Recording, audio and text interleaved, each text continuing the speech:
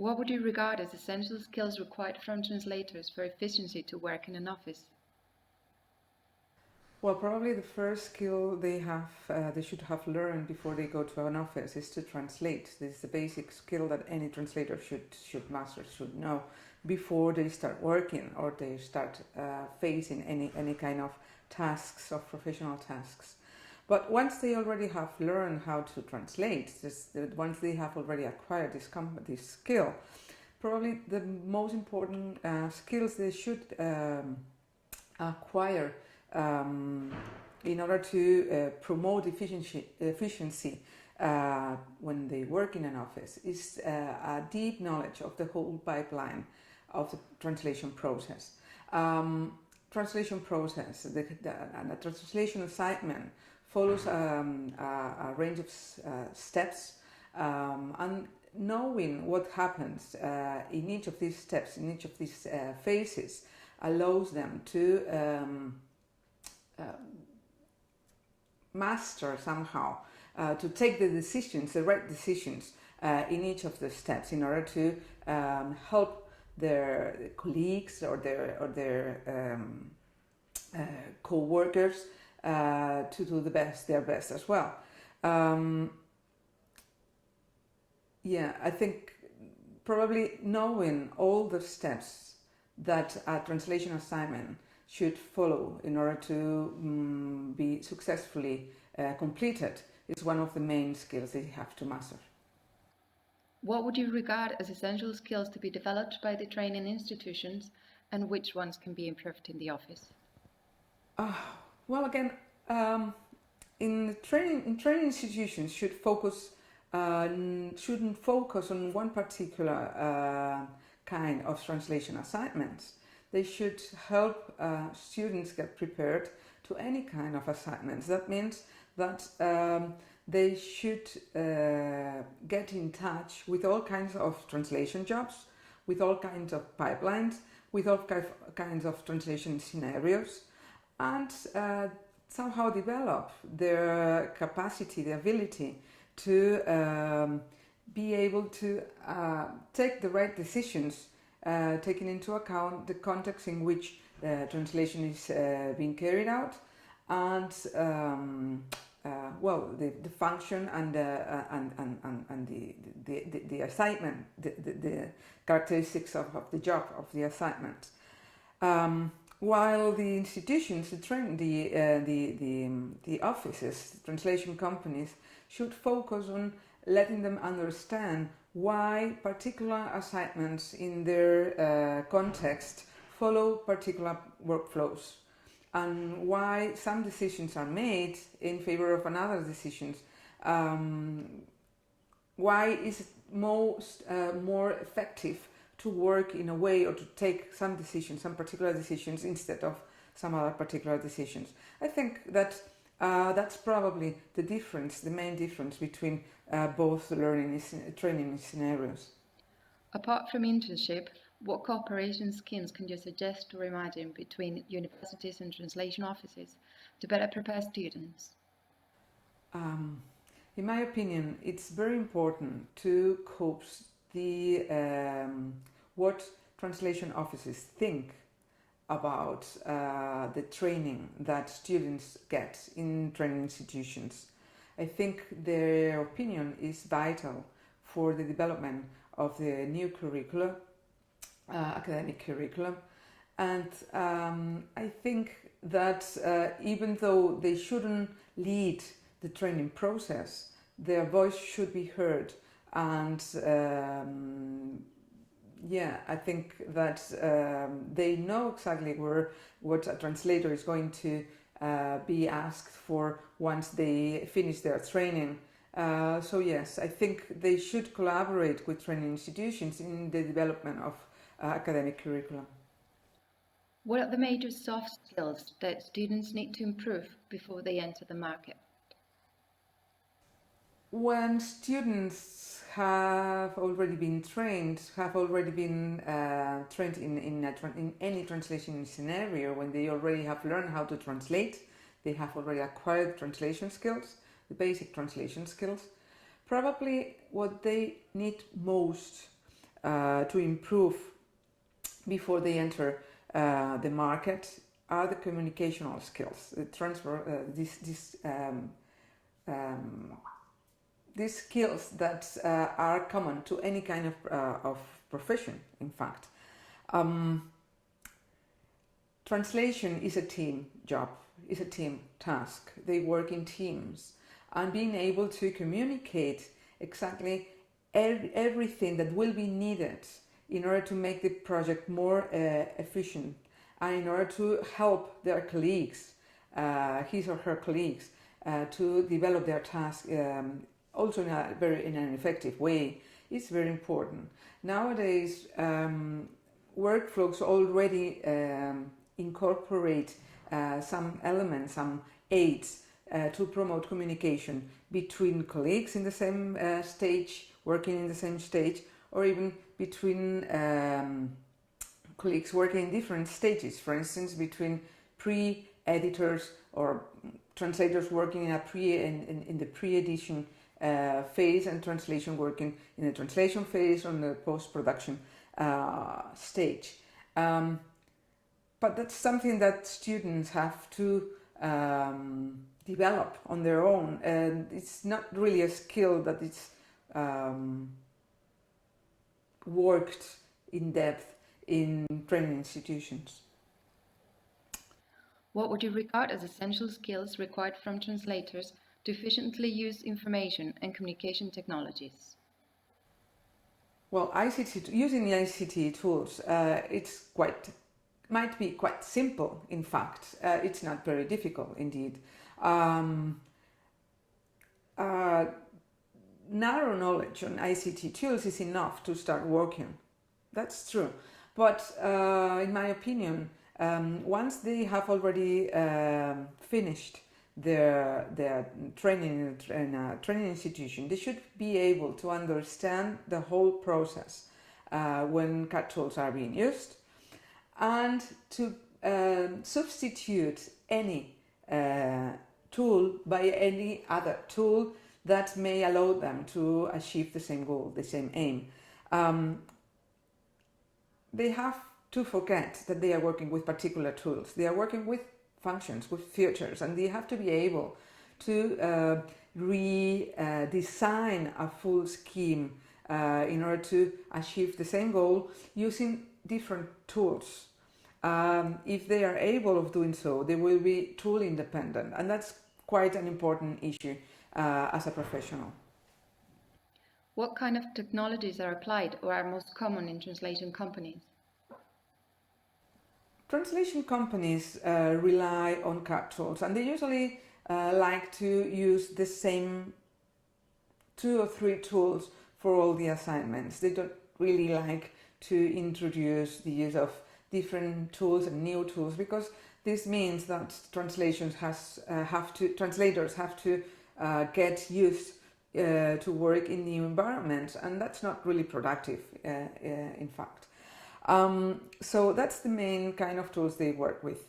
Some of them have already introduced machine translation, but in fact, just very few of them work directly with machine translation. What most of them do is introduce machine translation in the workflow, in the traditional workflow, as another translation suggestion from the system, but they don't really interact with machine translation, so it doesn't really change very much in that field. How do companies select technology or tools, and what are the most important selection criteria? Well, that links a little bit with the answer I already gave for question number 2. Once they have already made a selection, a decision on what kind of tools, what particular tools a translation company is going to use, they don't really like to change them just because a new assignment might be more efficiently translated if another tool is introduced in the pipeline.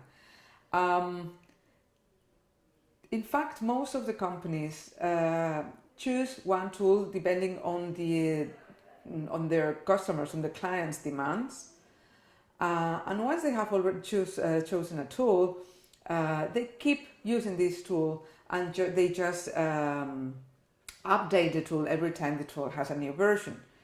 But the truth is that most of these tools, most of the important kind of tools, have more or less the same kind of features, the same kind of functions.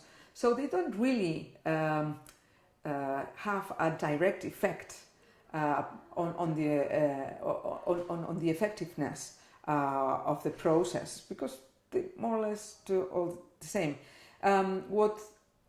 The phenomena that really has an effect on effectiveness is being able to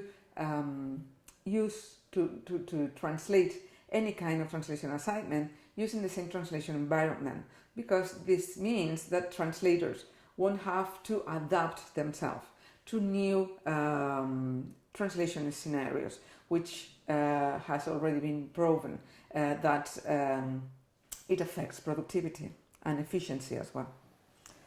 What kind of machine translation, if any, is used most often, and is it a prerequisite for translators to use machine translation? This is a tricky question, in fact. Translators are not really asked to, as a prerequisite, to translate using machine translation, but if they are asked to translate with machine translation, their translation process doesn't really change, in fact. They will still work with the same interface, with the same translation environment. The difference will lie on the fact that they will always have a translation suggestion, a raw empty output, probably an utterance. The main difference in this kind of projects is not exactly how we work and how we develop the project, but the specifications of the assignment. Many times when we use machine translation, or when a translator is asked to use machine translation, he or she is not asked to use it just as another resource to help him or her get the best translation as fast as possible. He or she is asked to use machine translation in order to increase productivity and to edit only those mistakes that are really grammatical or sense mistakes. That are really errors that affect the fluency or the adequacy of the final translation. But they are not really asked to provide optimal quality, even though sometimes it's called human quality or human comparable quality. That means that the introduction of machine translation in the pipeline doesn't really change the way we translate. It changed the way we use machine translation, in fact, the way we use CAD tools. It changes the way we are asked to take our own decisions. And that's a kind of change that doesn't really is affected by the use of technologies. What are the technological prerequisites for entering the market as a translation service provider? Well, this is an interesting question. Any translation service provider should be able to learn and to use and to understand any new ICT tool that he or she may be asked to use. The truth is that there are big gaps in ICT technologies. It's a kind of continuous. Every now and then we find improvements that are based in technologies we already master, we already know. In this sense, a translation provider service should be able to face any translation assignment with warranties of success, of course, and should have learned how to learn to master new ICT technologies that might be developed in the future. In this sense, self-learning is a skill that is included in the canvas of skills that training institutions usually promote. What is the best way to remain up to date in the use of translation technologies? Well, this is also a very interesting question. Translation is seen as a task that somebody. It's a kind of profession where somebody works alone. But the truth is that most of the times they work in teams, and translators are a collective that learn a lot from each other and that feel safe and secure from joining initiatives. In this sense, being able, on the one hand, to have a network of colleagues that might help you, that might help translators facing a new assignment or solving a particular problem is very helpful, is very useful, and getting connected with other professionals give us the sense, the security of being treated as a real professional individual. In this sense, being kept up to date sometimes is not just an individual task, it's a collective task. And being enrolled, being part of professional associations, or organizing workshops, seminars, etc., or just sharing the information everybody gets or has been in touch with other colleagues, it's more useful that it should that somebody should think without being part of this professional network, of this profession.